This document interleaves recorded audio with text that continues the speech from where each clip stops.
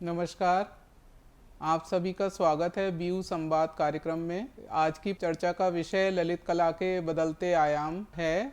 और जैसा कि आपको विदित है कि हर दिन हम नए किसी न किसी प्रोग्राम को लेके आते हैं, तो आज हम ललित कला का ये कार्यक्रम आपके समक्ष लेकर आए हैं, जिसके सहयोगी हैं हमारे गोविंद जी, जिनके सहयोग से हम ये कार्यक्रम कर पा रहे हैं और आप तक पहुंचा पा रहे हैं।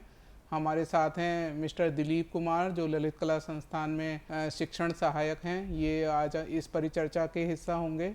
हमारे साथ हैं ब्रजेश कुमार परिहार, ये भी हमारे साथ इस परिचर्चा का हिस्सा रहेंगे। और हमारे साथ हैं अजय जी, जो ललित कला संस्थान में शिक्षण सहायक हैं।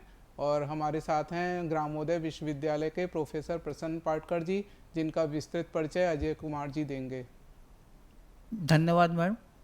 मैं डॉक्टर अजय कुमार गुप्ता, शिक्षण सहायक, ललित कला संस्थान, बुंदेलखंड विश्वविद्यालय, झांसी। आज हमारे बीच चित्रकूट उत्तर प्रदेश से आए हुए प्रोफेसर प्रसन्न पाटकर जी हैं, जो ललित कला संस्थान में आयोजित विभिन्न कार्यक्रमों में अपनी भागीदारी प्रस्तुत करते रहते हैं और बच्चों को मार्गदर्शन प्रदान करते हैं। आपका जन्म जबलपुर मध्य प्रदेश में हुआ और आपने कला की शिक्षा जबलपुर से प्राप्त की। जबलपुर ललित कला संस्थान में ही आपने एमए की शिक्षा प्राप्त की। साथ ही आपने उच्च शिक्षा हेतु रानी दुर्गावती विश्वविद्यालय जबलपुर में प्राचीन भारतीय इतिहास संस्कृति विषय के अंतर्गत शोध कार्य किया। इसके अलावा आप विगत 30 वर्षों से महात्मा गांधी ग्रामोदय विश्वविद्यालय चित्रकूट में सहायक प्राध्यापक के पद पर रहते हुए और वर्तमान में विभागाध्यक्ष के रूप में रहते हुए कार्य कर रहे हैं। इसके अतिरिक्त आप ललित कला संस्थान ग्वालियर के भी प्राचार्य रह चुके हैं। आपने अपनी कला के माध्यम से अनेकों जगह चित्रों के माध्यम से, मूर्ति कला के माध्यम से ख्याति प्राप्त की और आपके बनाए हुए स्कल्पचर रानी दुर्गावती विश्वविद्यालय जबलपुर, चित्रकूट महात्मा गांधी ग्रामोदय विश्वविद्यालय में स्थापित हैं। मैं अनुरोध करता हूं प्रोफेसर प्रसन्न पाटकर जी से इस कला वार्ता में अपनी जानकारी प्रदान कर। आपका बहुत बहुत स्वागत है। धन्यवाद अजय जी। मैं आप सभी का हृदय से शुक्रगुजार हूं कि आज आपने मुझे इस कार्यक्रम में आमंत्रित किया। साथ ही कला विषय जो आपने चुना है आज की चर्चा के लिए, मैं चाहूँगा कि हम सभी आज के कला के क्षेत्र में जो छात्र हैं, जो कला जागरूक नई पीढ़ी हमारे बीच में है, उनको दिग्भ्रमित होने से बचाएं और उनको एक नई दिशा प्रदान करने के लिए जो हम सोचते हैं, जो हमारे अपने अनुभव हैं, उस पर विचार करने की आवश्यकता है। तो सभी अपने अपने विचार व्यक्त कर सकते हैं। मैं जो इस बारे में सोचता हूँ कि आज के समय में जो हमारे छात्र छात्राएं हैं, उनके अंदर स्थिरता नहीं है। दूसरा, बहुत स्पीड में, बहुत जल्दी वो बहुत अधिक महत्वाकांक्षी, बहुत जल्दी से वो कला के क्षेत्र में बहुत ऊपर आना चाहते हैं। वो जो धैर्य है, जो कला के लिए धैर्य की आवश्यकता होती है, वो अभी देखने को नहीं मिलती है। आजकल के जो छात्र हैं उनमें धैर्य की कमी है और वो बहुत जल्दी से सब कुछ पा लेना चाहते हैं। तो इस विषय में आपका क्या कहना है कि वो आगे जाके और अच्छे से अपना काम करें और धैर्य बनाकर आगे बढ़ें? जैसा कि हम लोग देख रहे हैं कि कला में दिन प्रतिदिन बदलाव होते जा रहे हैं। लोग टेक्निकल और मीडिया, यूट्यूब और विभिन्न माध्यमों से पढ़ने के तरीके चेंज हो गए हैं। ब्लॉगर्स अपने ब्लॉग बना के डिफरेंट इंफॉर्मेशंस वगैरह देते रहते हैं। तो सर, ब्लॉग की ऑथेंटिसिटी हम लोग कैसे जज करें? जैसे बहुत से फोटोग्राफी हम लोग ब्लॉगर्स होते हैं, वो विभिन्न कैमरों के बारे में बताते हैं, कैमरों की जानकारी, और बताते हैं फ़ोटो में किन किन चीज़ों की ज़रूरत पड़ती है।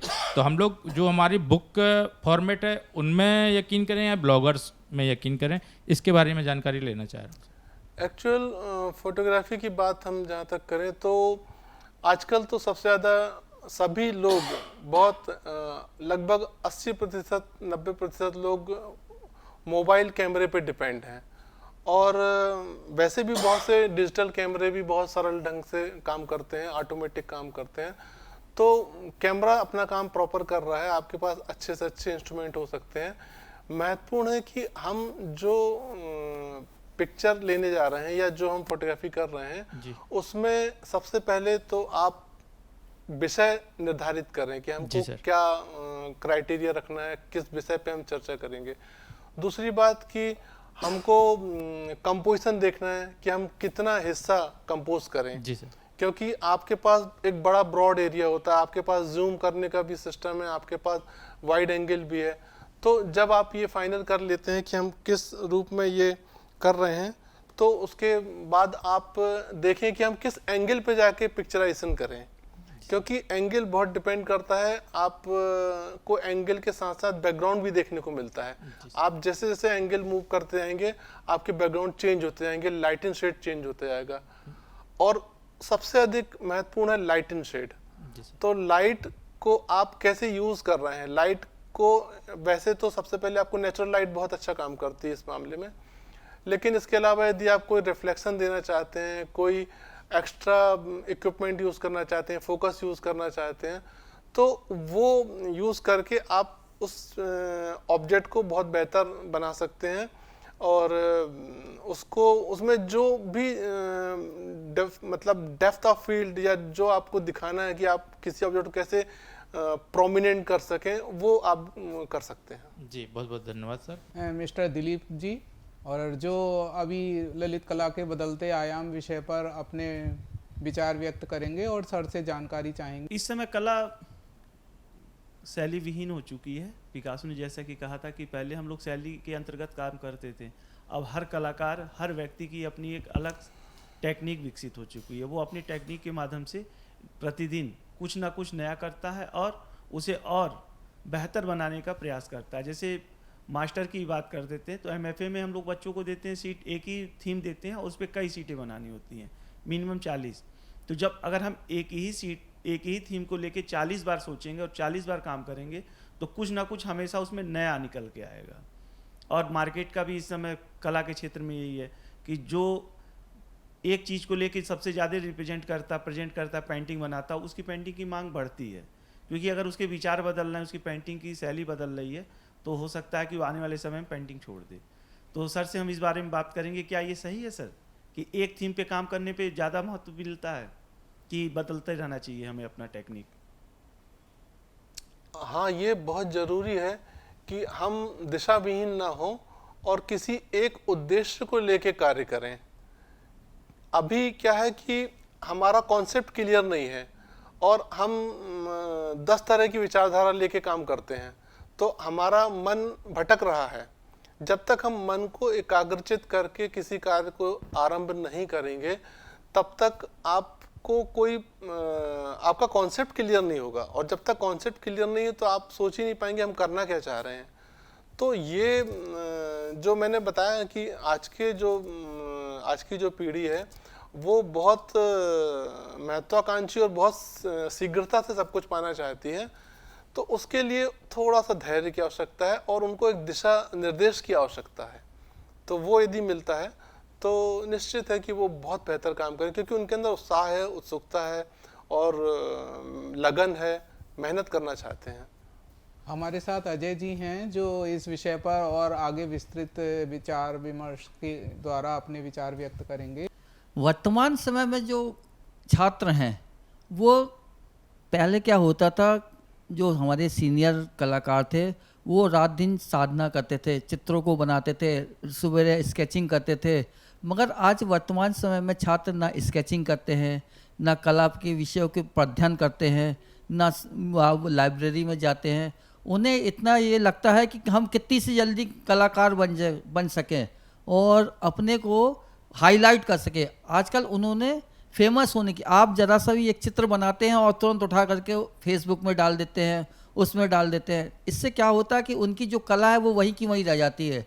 यदि कला में निखार लाना है छात्रों को तो उनको अधिक मेहनत करना होगी, प्राय रोज स्केचिंग करना होगी अपने गुरुओं का मार्गदर्शन करना लेना पड़ेगा कि वो किस स्थिति में है, सीखने की उत्सुकता उनमें बनी रहे। पहले हम लोग देखा करते थे, जो हमारे गुरुजी रहते थे वो रात दिन मेहनत करते थे, सवेरे से बच्चों को उठा करके प्रैक्टिस करवाया करते थे कि पहले आप 10 स्केच बना के लाइए, 20 स्केच बना के लाइए, फिर उसमें कैसे रंग भरना है। आजकल बच्चों को रंगों के बारे में मालूम नहीं रहता, वो शुरू से ही रंगों की जगह डायरेक्ट कलर उठाने लगते हैं और लगाने लगते हैंगे, जबकि पहले उनको primary colour, secondary colour, intermediate colour आदि का ज्ञान होना चाहिए। मगर आजकल थोक में एक्रिलिक कलर आता है या कोई भी कलर आता है, बच्चे तुरंत लेते हैं, उनको पर्सपेक्टिव का भी ज्ञान नहीं रहता है। यही मेरा कहना है कि इन बच्चों को लिए आगे से आगे जितना अपन कर सके उतना करना चाहिए। बीयू संवाद में हमारे साथी लोग थे, उन्होंने अपने विचार व्यक्त किए। आगे भी हम इसी तरह की परिचर्चा करते रहेंगे। आप सभी का बहुत बहुत आभार, धन्यवाद।